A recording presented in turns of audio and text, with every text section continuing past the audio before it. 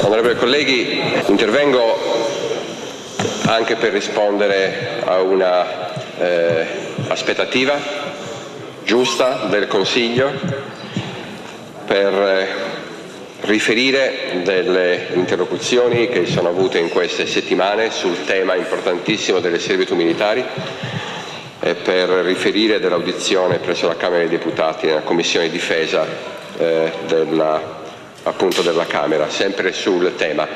Come sapete, il 18 giugno c'è la seconda conferenza sulle servitù militari ed è quindi per me particolarmente importante il dibattito di oggi, perché è intenzione di chi parla portare una posizione quanto più possibile unitaria e condivisa a questa importante conferenza.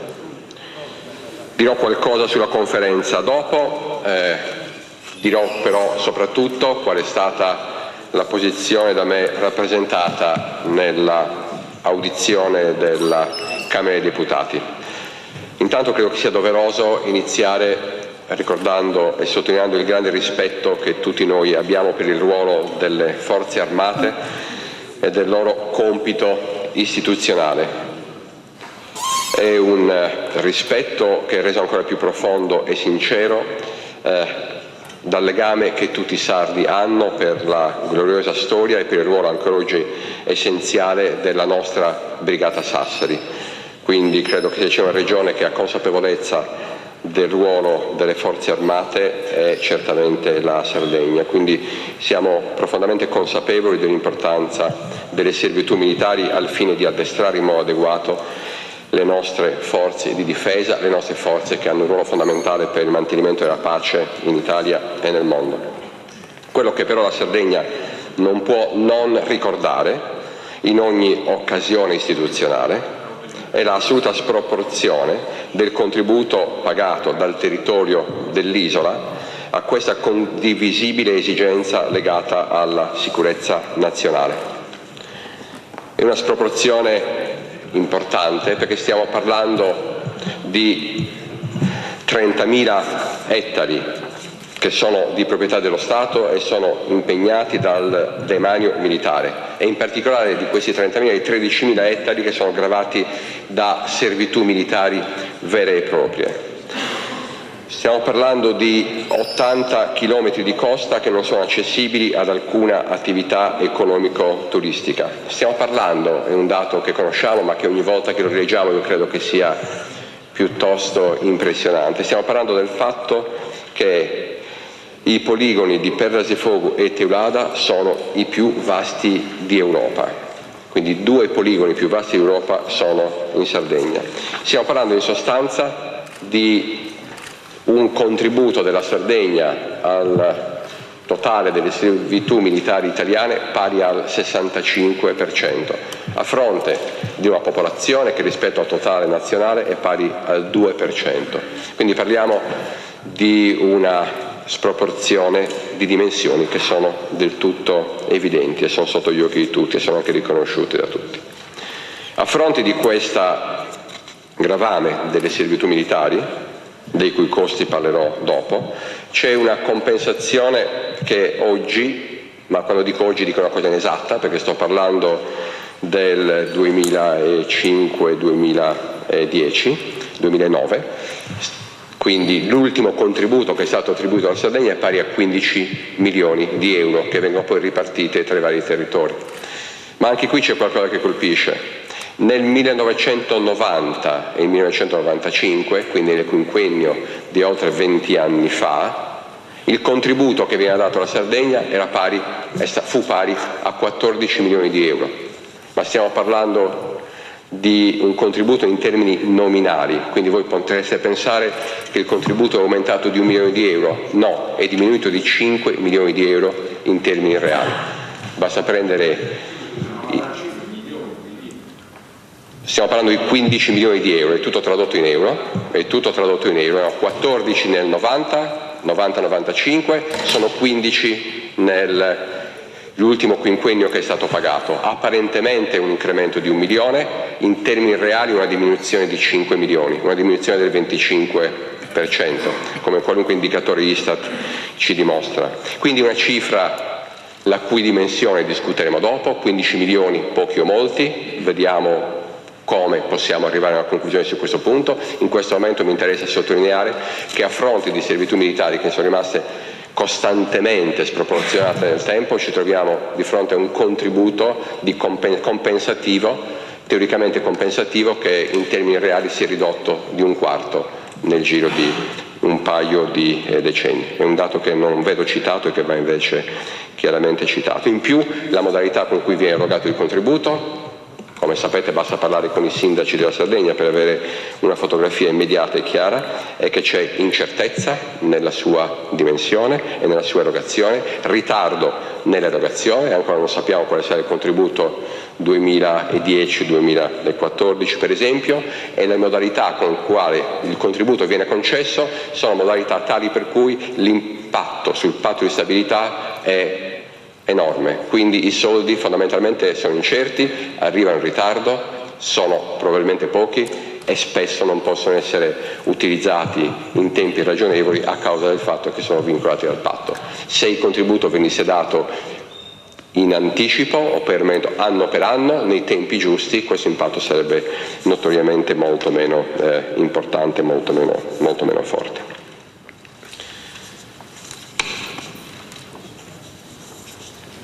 Questo è un po' il dato di partenza, dimensione, sovradimensione del nostro contributo e compensazioni.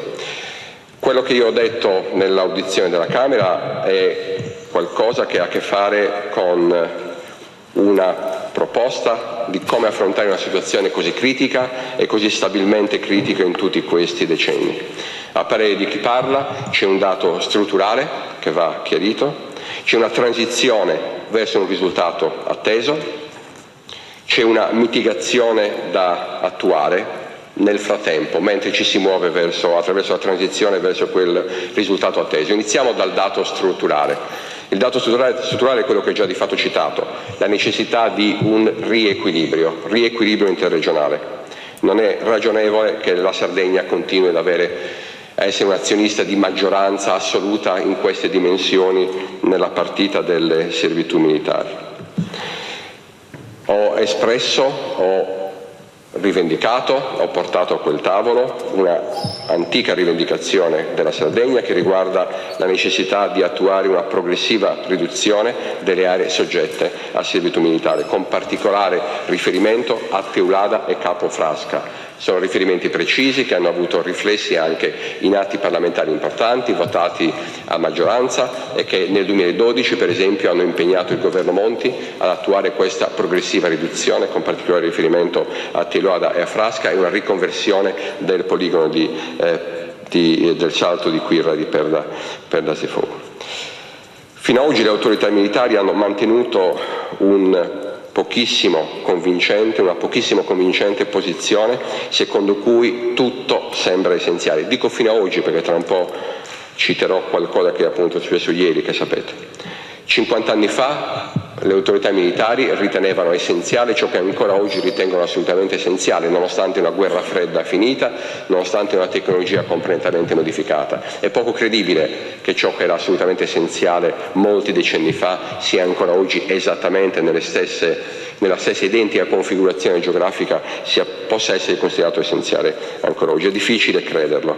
Non lo credono i nostri sindaci, per esempio non lo credono i sindaci di Teulada e di Sant'Anna-Resi, che si chiedono per esempio perché Porto Tramazzu e Sabbie Bianche, che incidono in aree SIC, per le quali esistono chiari, precisi e importanti progetti di sviluppo turistico ambientale, perché quelle due aree per esempio non debbano essere restituite immediatamente all'uso civile a cui sono evidentemente vocati.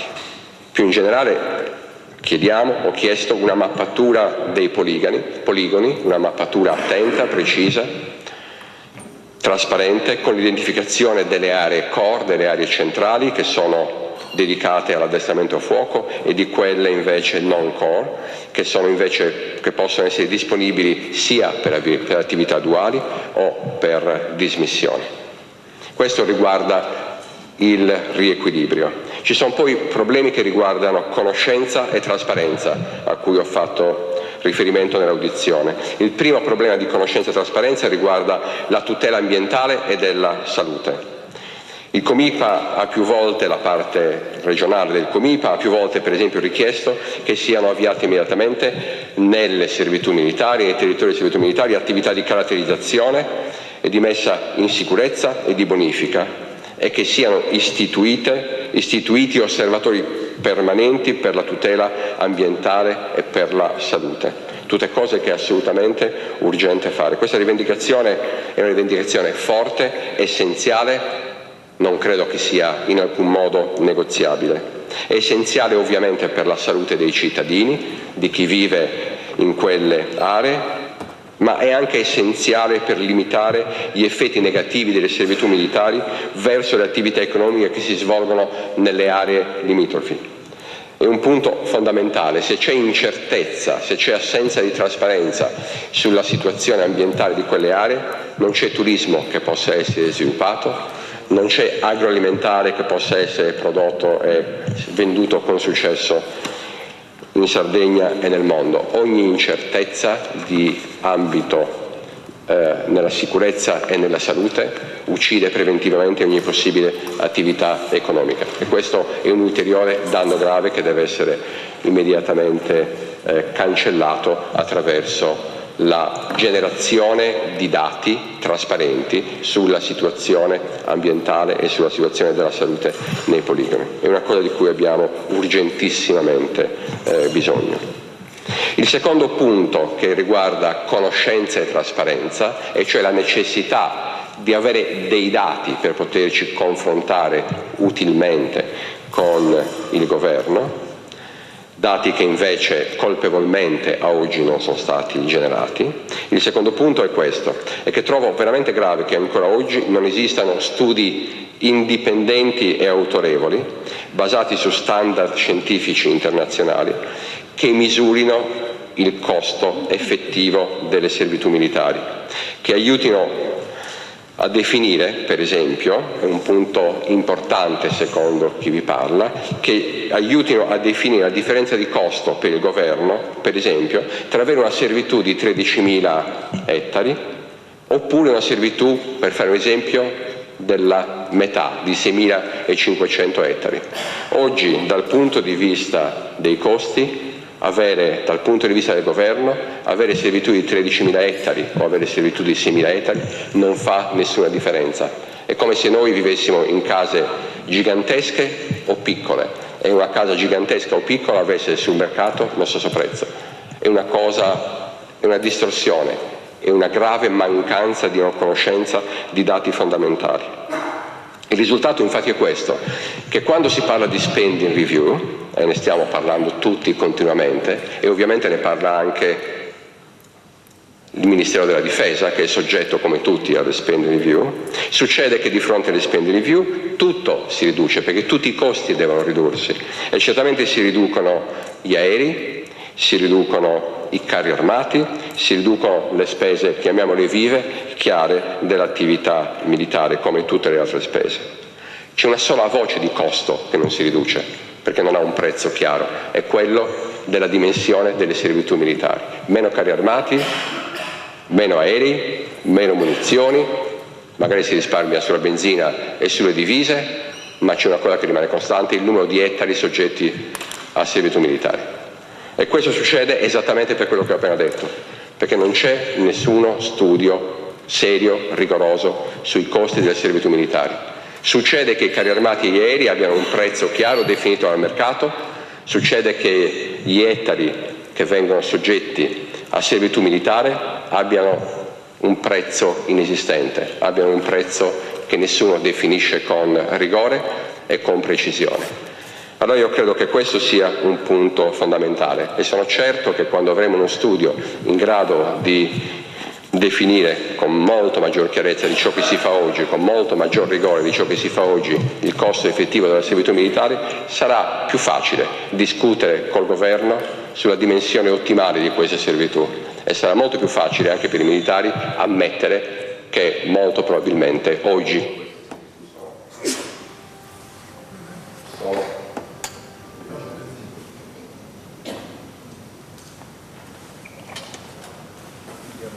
Vado così? I servizi segreti. Questo è un po'. Devo sapere. E sarà molto più facile anche per il Ministero della Difesa fare i conti e riconoscere che queste servitù sono ampiamente sovradimensionate anche per le loro esigenze. Parlavo quindi di uno studio, per non essere generici. Io credo che noi dovremmo proporre uno studio internazionale sulle servitù militari, indipendente, fatto da un centro di ricerca autorevole. Gli standard internazionali esistono, li conosciamo, non c'è nessuna difficoltà a ottenere nel giro di tempi relativamente brevi uno studio che potrà essere condiviso perché è basato su standard internazionali riconosciuti appunto in giro per il mondo. Questo ci consentirà di fronteggiare il problema della dimensione delle servitù militari in modo meno ideologico e molto più concreto, e ci permetterà di capire quali sono le compensazioni che nel frattempo, in attesa della riduzione della dimensione delle servitù militari, sarà giusto per noi rivendicare con forza. E chiediamo che questo studio venga fatto, oltre che immediatamente, ma che si focalizzi sui costi da mancato sviluppo alternativo, misurati con metodologia controfattuale, con, come dicevo, valutatori il più indipendenti e il più autorevoli tra quelli che possiamo immaginare in giro per il mondo. Con questo ho parlato di conoscenza e trasparenza, di dati che oggi mancano per poter ragionare con precisione per dare maggiore concretezza e maggiore precisione alle nostre giuste rivendicazioni di fondo intorno al tema del riequilibrio. C'è ancora un tema che voglio toccare, quello dell'impatto economico. Quindi, in attesa di una stima seria dei costi delle servitù, parliamo di impatto economico. Ancora oggi l'impatto economico è particolarmente alto perché, per esempio, il periodo nel quale le esercitazioni vengono limitate è estremamente ridotto. Parliamo in generale dal 20 giugno al 20 settembre, ma anche molto meno per quanto riguarda Capofrasca, in cui si parla di una pausa ancora più ridotta, soltanto di 2 mesi. C'è una antica e forte rivendicazione che chiede di estendere il periodo di pausa dal 1 giugno al 30 settembre. Ho trovato disponibilità su questo punto nelle interlocuzioni e credo che sia giusto spingere perché questo venga ottenuto rapidissimamente. Ancora ieri c'è stata la protesta del sindaco di Sant'Anna-Resi, di cui mi sono fatto portavoce nei confronti del Ministero, per attività di bombardamenti, attività molto rumorose che avvenivano nelle vicinanze, nella servitù di Teulada, e che avevano un semplicissimo impatto, quello di far fuggire i turisti che nel frattempo erano arrivati a Sant'Anna-Resi, che stanno cominciando a disdire le proprie presenze. Ma di che sviluppo turistico parliamo? Di che destagionalizzazione parliamo? Se poi i turisti che vengono a giugno piuttosto che agosto, dopo un po' ritengono di avere sbagliato il luogo nel quale passare le proprie vacanze, perché le case tremano e perché rumori assolutamente preoccupanti avvengono e perché naturalmente questo incentiva i turisti a pensare: ma quale sarà la situazione ambientale di questi territori che sono vicini all'albergo che ho scelto? C'è un altro tema che riguarda l'impatto economico ed è l'ultimo che voglio toccare, ed è il tema della tendenziale riconversione verso attività duali.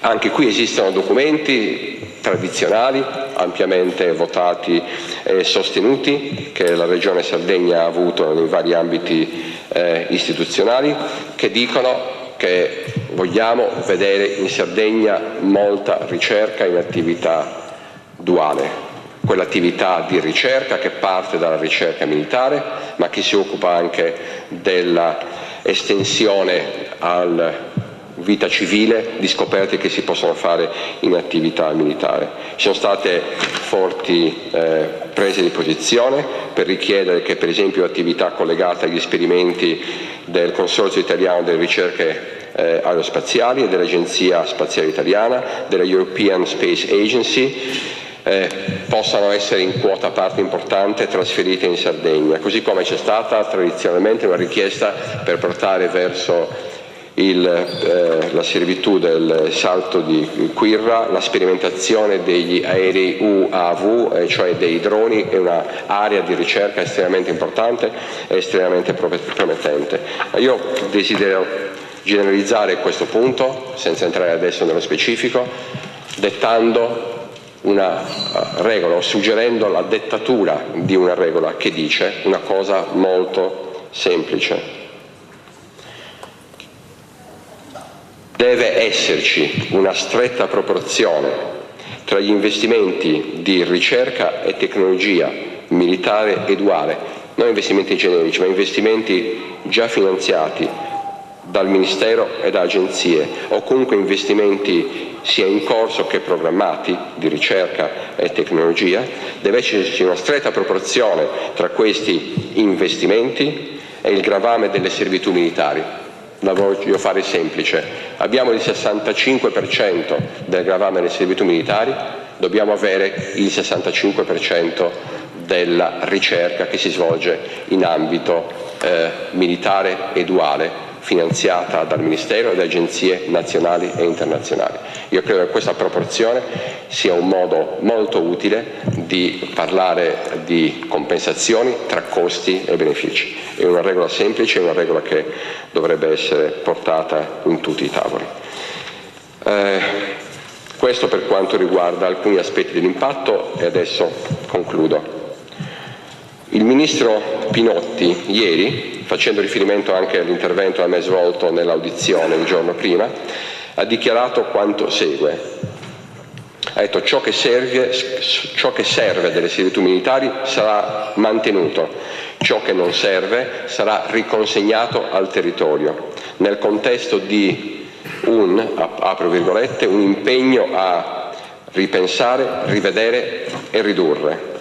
Io credo che sia l'inizio di un dialogo, almeno l'inizio di un dialogo, che ritengo almeno incoraggiante e che mi auguro possa continuare durante la conferenza e nelle fasi immediatamente successive, fasi che potranno servire a valutare la possibilità di siglare, di condividere una intesa che rifletta con impegni concreti e tempi definiti il quadro che ho fin qui delineato e il quadro che emergerà dal dibattito odierno in quest'Aula. Grazie. Grazie Presidente.